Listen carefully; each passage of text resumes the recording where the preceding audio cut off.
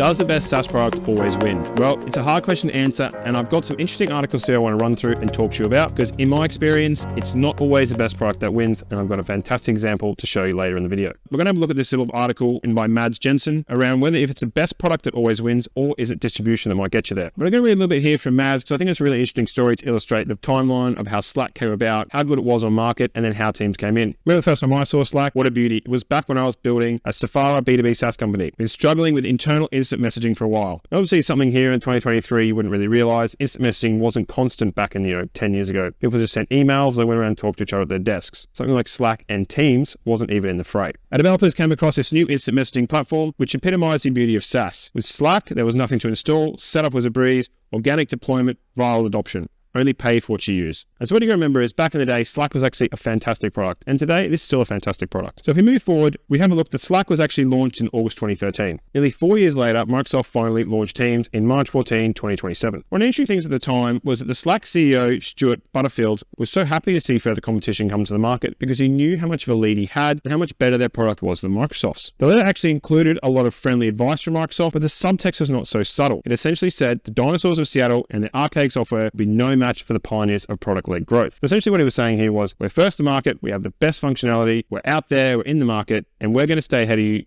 at all costs. He was so confident in this, he actually took out a full-page ad in the New York Times. I'll bring the full ad up on screen in a second, but essentially the excerpt from the first paragraph is the one that's really telling. Wow, big news, congratulations on today's announcements. We're genuinely excited to have some competition. So that was Slack welcoming Teams to the instant messaging market. And again, you got to remember back then, Slack had such a lead and it was so organically embedded that it couldn't simply lose to Teams, or could it? I'm sure many of you have seen this graph, but essentially you can see here, we've got daily active users on the y-axis and years on the bottom axis. Teams launched down here in about 2016, 2017. And you can see this head start that Slack had, but look at this parabolic growth. What happens here is what's called bundling and distribution. And it's something I'm going to talk about briefly here at Microsoft. Even though Slack had the head start, had the feature set, and it was by far a better product, Microsoft's sheer distribution scale meant that when it brought a product to market, even if it was subpar, it could get it out to its users in such an easy way. As of today, Slack has obviously got an exit and been bought by Salesforce.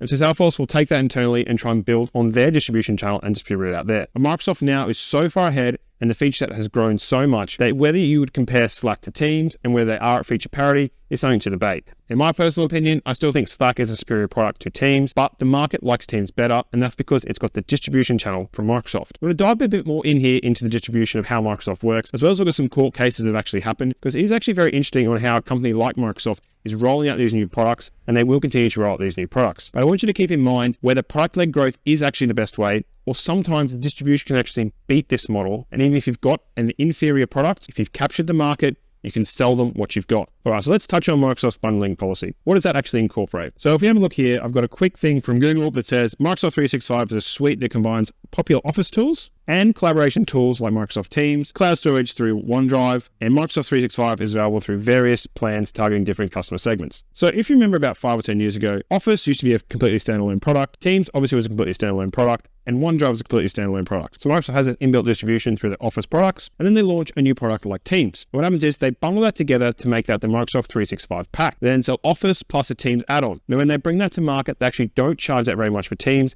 Actually, in most cases, they give it away for free. But then what happens is, at the end of renewal or the end of the financial year, they simply bump the cost of the bundle up. They might add $5 a year or $5 a month to the bundle. So therefore, while you don't really notice it, you've already adopted Teams into your processes, and it's already part of a single bill you already paid. And then you can have a look at the same thing that they did with OneDrive. OneDrive was a standalone product by Microsoft, and they bundled that in with the Microsoft 365 bundle. Now, again, you might look at this and say this is potentially anti-competitive, and that's 100% true. But jump over here, there's actually been multiple EU antitrust concerns around this bundling process. Essentially, Microsoft is releasing subpar products, bundling these products and releasing them covertly into existing clients, essentially blocking out competition. Even in a market where there is a better product for a cheaper price, Microsoft will win. So again, if I come back to my original question, is the better product always going to win the fight? Well, this looks like it may not. And maybe product-led growth isn't the best way to get your product to market, and maybe traditional sales methods or partnering with someone for distribution may be the best way to get it there. To finalize on this Microsoft bundling thing, I wanted to have a look at this quick article that had been written about it, about the pros and cons of the approach. I want to show you 2 observations here that are a reason why most people go with bundling. This article is primarily focused around public sector clients, but to be honest, what I see between public and private sector generally mirrors itself.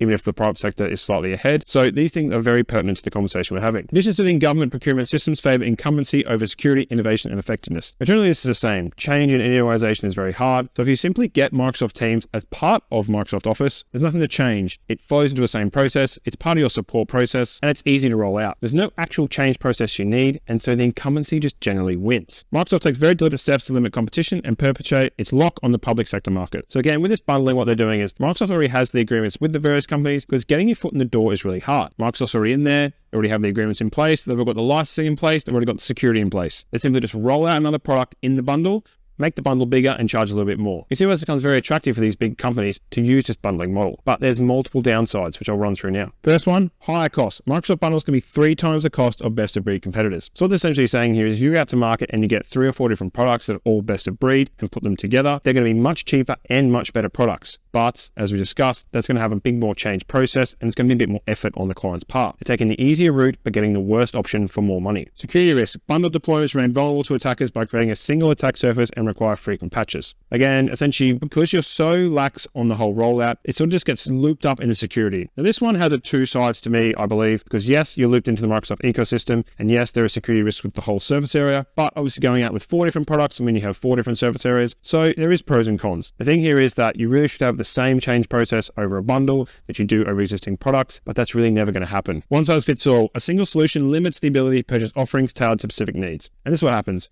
with Office or with Teams or with OneDrive. Because it's so easy and because it's functional out of the box, you generally just take it on and go, even if it doesn't fit your use case perfectly, close enough so you just use it anyway because it's easy. Lack of innovation. Government IT departments may lack the motivation or ability to switch, leading to less innovation overall. This is really the summarized point here. The functionality that Microsoft gives them is good enough. It's not quite the best, it's not best of breed, it's not the cheapest, but it's good enough to roughly do what they want. And that's why we see that graph. People are there, they're easy to adopt, it's easy to roll in, and therefore you get this focus on bundling by Microsoft to get to market. I want to touch on the final 2 points of Microsoft integration and why it's so positive, but I want to just show here that I'm just giving you one example of a distribution partner. In your business, when you're launching your product, you may have another distribution partner that you could team up with, obviously, which might not be as big as Microsoft, but could be a best way to get your product to market. Key thing I want to get across in this video is that the best product doesn't always win. There has to be some strategy around how you're actually getting that to market. Jane here is just going to talk about 2 interesting points. First one is integration. Microsoft's de facto enterprise software vendor in a lot of big companies, and this is 100% true. So integration is sort of overlooked. Teams does integrate with everything. So people already use Office, they're obviously going to use Teams, and integration is obviously perfect. Slack does some integration with Office as well,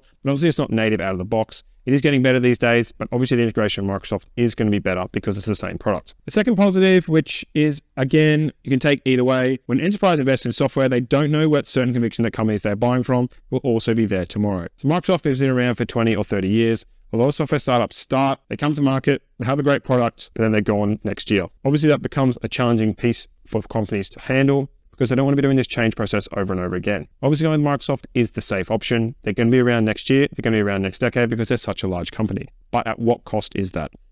All right, so just try and summarize this up quickly for you. Is the best product always going to win in the market? The answer is no. And this is where you need to look at your distribution models. Sales or outbound sales or distribution channels are really going to be something very important for you to look at. I still think building a best product is going to help you in the market because when you're having those conversations, you're going to have to show why your product is better than others. But these incumbents doing this bundling strategy makes it very hard for you to just sit there and wait for your product to win. As I said about Rome, build it and they will come is definitely not true. Build the best product and they will come is also not true. Distribution is really king, and that's shown great here in this Slack's example. If you're looking to build a SaaS product and get it out to market, you don't know how to turn or what to build, feel free to reach out here at Flying Donkey and we're happy to help.